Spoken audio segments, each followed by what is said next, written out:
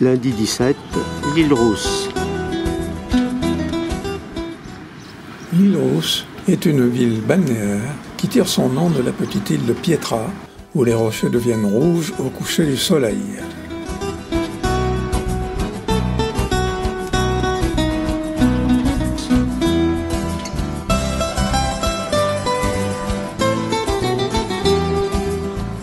Et par là la plage.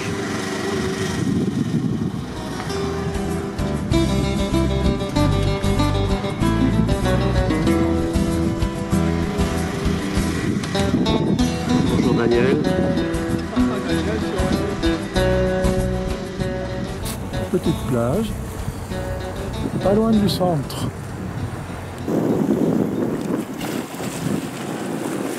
Devant nous, une magnifique petite sirène. La statue de la sirène, réalisée en bronze par Gabriel Dianin, est assise là depuis 2016.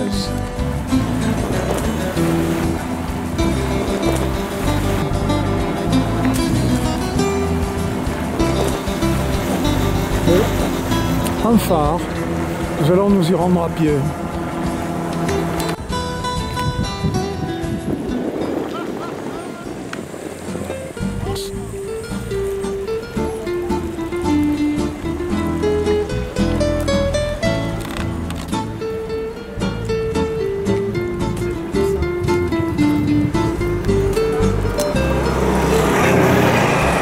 Notre groupe, en route pour le phare.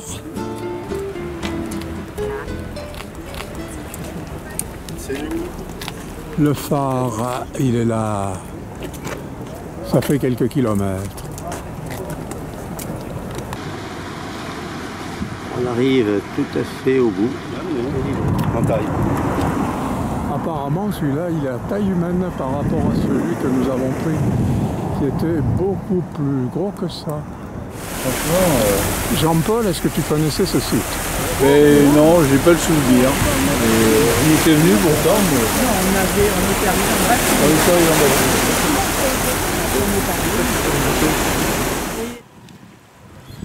Approche du sommet.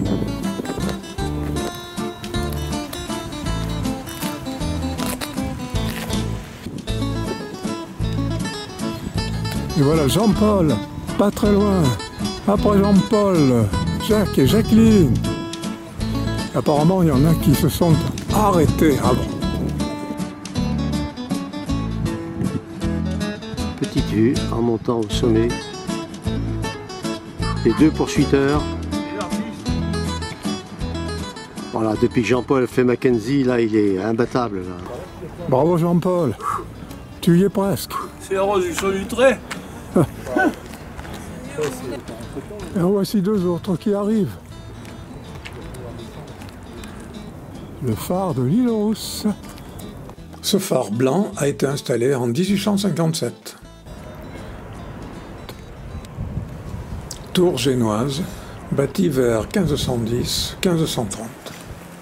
Elle assurait la surveillance du littoral corse face aux incursions barbaresques. Toujours sur le chemin du phare, avec une belle vue sur le village de l'île Rousse. Nombreux petits îlots, accessibles à pied, grâce à l'aménagement du port qui les a reliés à la ville. Arrêt à la brasserie du port pour déjeuner. Langouste pour madame. Pizza pour monsieur. Excellent dessert. L'île Rousse, les restes de murailles.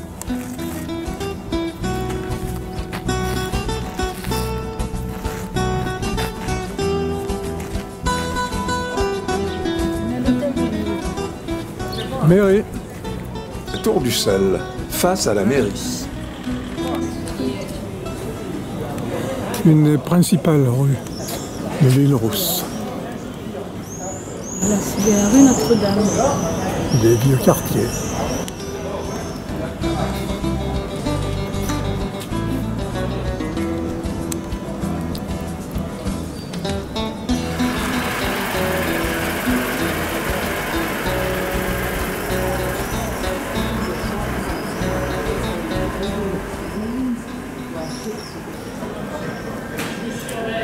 Le marché couvert, qui ressemble à un temple grec.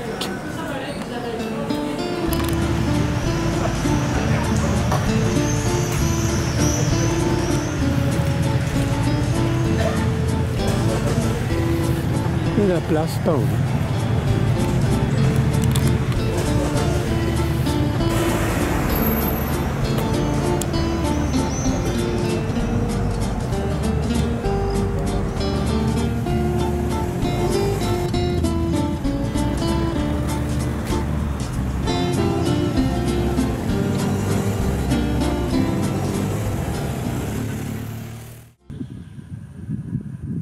À 5 km de l'île Rousse, Corbara, un des plus anciens villages de Balagne, perché sur le mont Guido. Nombreux édifices religieux. Malheureusement, le principal, la collégiale Annunziata et le musée du trésor sont fermés. Vous voyez que le toit de cette église est entièrement neuf. Jusqu'au 1er juillet. Donc tout est fermé jusqu'au 1er juillet parce que cette église est en train d'être restaurée. C'est une autre église, ça, c'est quoi?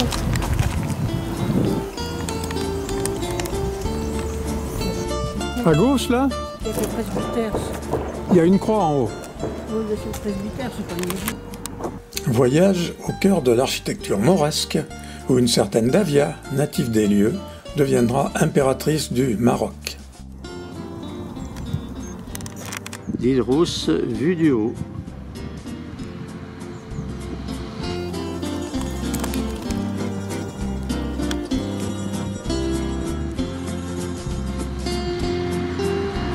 Vue panoramique sur l'île Rousse.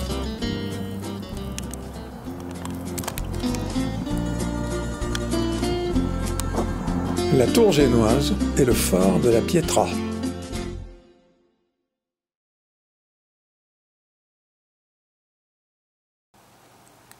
Promenade à Patrimonio, qui se situe à quelques kilomètres de Saint-Florent.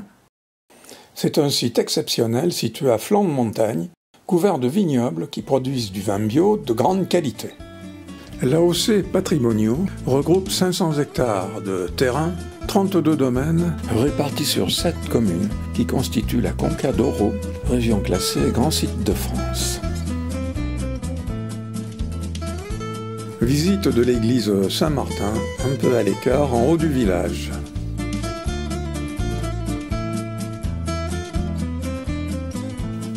L'église Saint-Martin date de la fin du XVIIe siècle. Le parvis de l'église.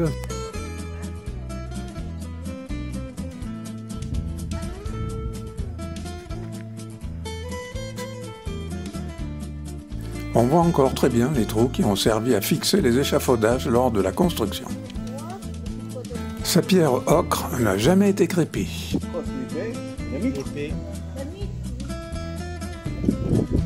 Là-haut, il y a un écusson.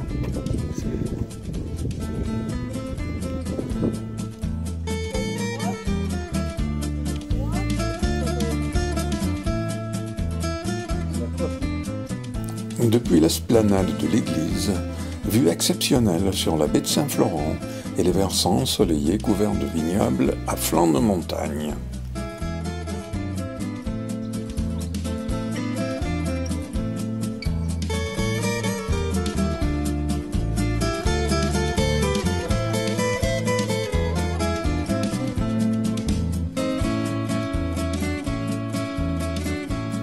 La chaîne montagneuse de Mayola sépare Patrimonio de Saint-Florent.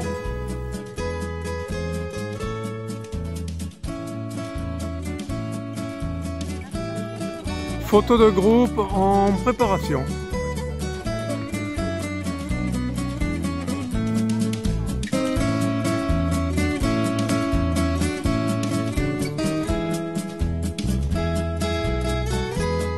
Groupe de vieux baroudeurs. Je nous trouve très beau. Ruelle typique du centre-village.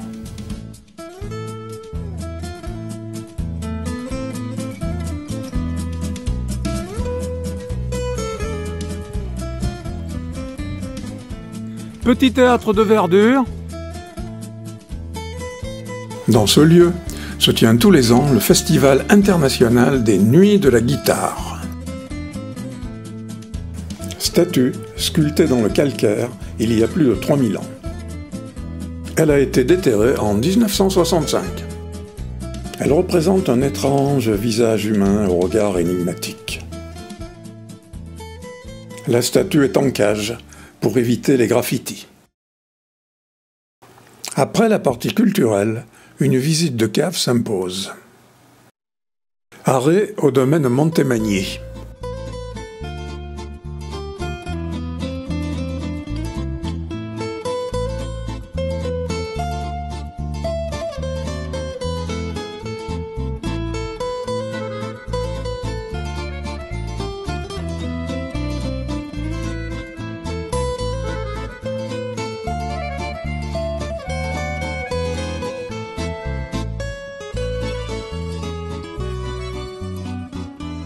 En face, une autre cave, le Clos Bernardier. Fin de la visite de Patrimoniaux.